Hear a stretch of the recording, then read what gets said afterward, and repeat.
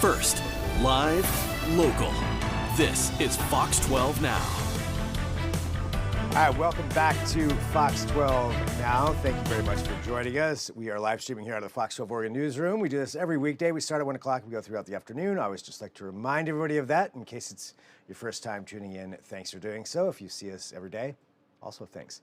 Right now, we are talking about something that's going to be coming up a little later this summer, but you have a chance to participate in it. The Pacific Northwest Survival Games are back, and we're going to talk all about that. We've got one of the co-founders joining us. We've got a champion-level survivalist who's been on so many shows that probably some of you have watched.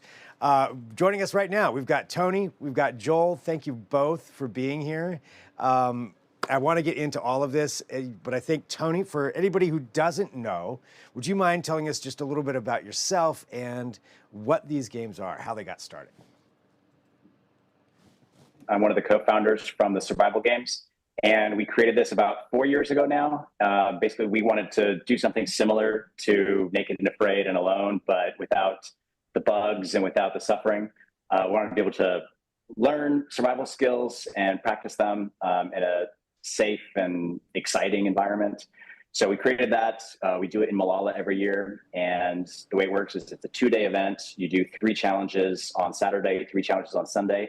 But before each of the 60-minute challenges begin, you actually get a 30-minute skills lesson from a world-class survivalist. And this year, I mean, it is just packed full of talent. I think we have, what is it, 4 instructors that are from the Alone show, 1 that's from Naked and Afraid, and 2 just absolute legends in the game. So you're going to be learning from some of the best in the world. It's really exciting. And so people can come in there without any kind of skills? Is this something that you should have some level of skills, I guess, ahead of time? No, actually, because you get the 30-minute skills lesson before each 60-minute challenge begins, you don't need to have any experience. You don't need to have any skills coming into this. You can just come learn, adapt quickly, and then apply it. And that's sort of like the game here. It's not the person that's the most experienced or the biggest or the strongest that's going to win here. It's going to be the person that can be present in the moment, absorb the information, and then adapt to the elements and the materials that they have on hand during these challenges. And so it's pretty funny because every year there's always somebody that has a lot of experience and they don't end up doing well, and they just end up like cursing and getting really, really frustrated, while someone who's a complete novice comes out and just crushes it because they can just adapt really quickly, absorb the information, and not get frustrated. And probably come in without any preconceived notions or ideas of what they want to do, is just take that, direct information from these experts and just apply it right away. Absolutely. And also it's 2-person teams, right? So maybe, hopefully your partner has absorbed the information a little bit better than you, and you can just lean on your partner. It is a pretty cool dynamic being able to work in teams like that under these conditions. Joel, could you tell us about yourself and how did you get involved here with the Pacific Northwest Survival Games? Hey, Greg. Yeah. My name's Joel, and I was on season 7 of Alone.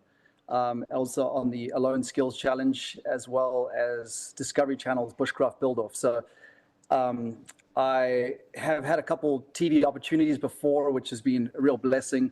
And this is going to be a real new opportunity for me to collaborate with some of my fellow Alone participants. I'm originally from South Africa. I sailed over to the US when I was, 2005. And have been calling the U.S. home now for on and off about 14 years. Live here in Oregon and run a wilderness survival school here. What is it that drew you to this kind of thing to begin with? Because it's one thing liking the outdoors, but going on something like Alone takes a completely different mindset. What is it that draws you to that? There's I'm the kind of person where I'm really driven by transformation. So I'm looking to understand my mind on a much deeper level. I'm looking to push my limits and transform in every area and every capacity. And a show like this does that. It's just the byproduct of it, right? You're removed from all civilization and you have to rely purely on yourself. And while you're out there doing that, you can't help but have a deep spiritual connection with the land And it really is an important experience, I think, for most people to have, to truly get to know themselves. So obviously there's the hard skills. I was drawn to it to really put my physical skills to the challenge, but I was looking for more of that, the depth of understanding of myself, which I definitely got. When it comes to like a show like Alone, because I've watched the seasons, I've watched you out there. What's something that maybe the general public who are watching the shows may not quite understand that you think would be important for them to know? Yeah, there's so many. I mean, that really is, there's so many different directions I could go with it. But one of the things that I think is very apparent is that everyone, no matter how skilled you may be, kind of has these preformed plans in their head about what they're going to do when they get out there. And I think everyone, maybe apart from a few exceptions, gets out there, and it's like Mike Tyson says, everyone has a plan until they get punched in the face. You get out there and you just have to adapt. It just isn't what you expect, and it tends to be harder in certain ways and easier in others. Some people like myself don't have a problem being alone. We really enjoy that.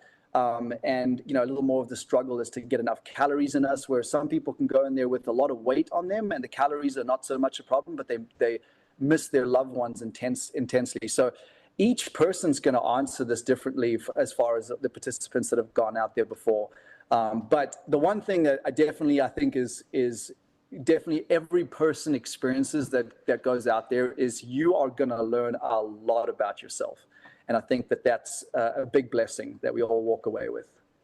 Yeah, I would imagine that there's so many different facets. I mean, I would not survive, but I can get, though, there's so many different ways that you would be testing yourself, and that mental aspect of it would be huge, of just to kind of overcome that stuff. When it comes to Pacific Northwest Survival Games themselves, can you tell us, for somebody who is going out there to this or wants to become more of a survivalist, what are some of the most important skills they should have or that they should be thinking about when they come into a competition like this? Yeah, I think that there's the obvious part of survival / bushcraft where you need to have a good ability with tools, right? So that's a foundational requirement.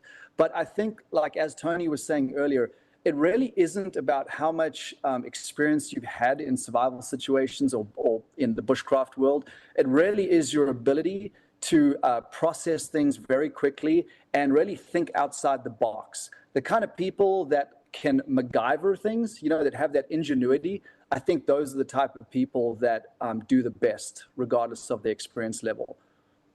What are some of the different, I guess, tests or games that you'll be playing when you're in this?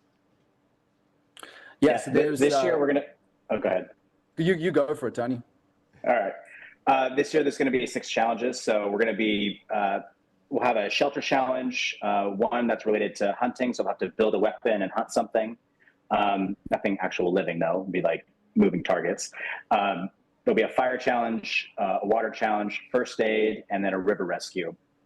We don't like to give out all the details behind each of the challenges in advance. We want it to be a little bit of a surprise, but those are the categories that we're going to be that we're going to hit this year. And those are, good skills that's going to cover pretty much the basics. Like when we watch Joel out there on Alone, one of the first things that they're doing, the contestants are doing on the show Alone, is building shelter, making fire, making sure that they have water, and then, of course, food and everything else comes after that. But we want to make sure we cover the basics. So that way, not only are they having a good time competing, but they actually are learning life-saving skills and learning that core foundation.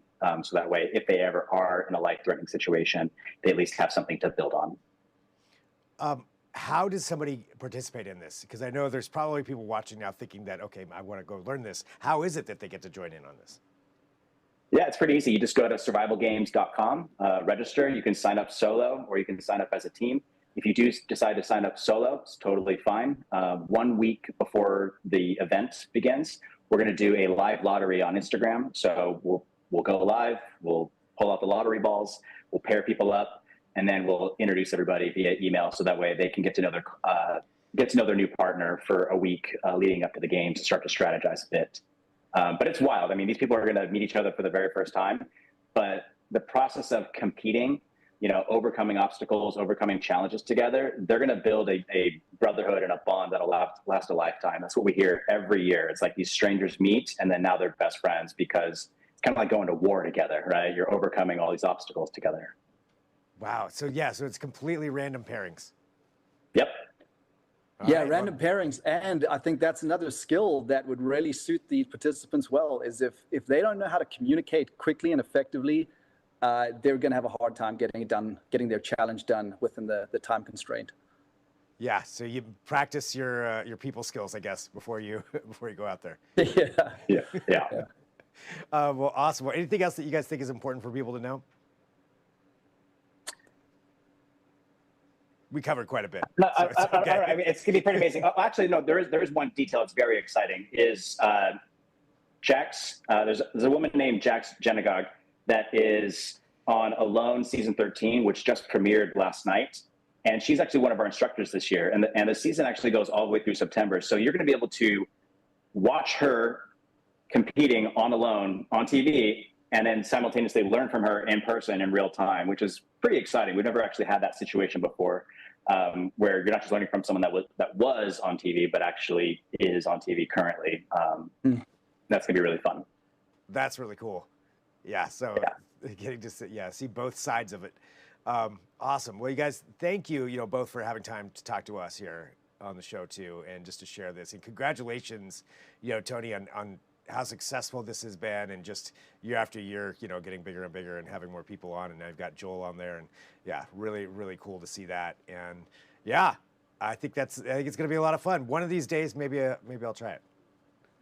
I was just going to ask you. You definitely have to come out and give us a shot. We'd love it. All right, maybe we can come out and we can teach me some skills.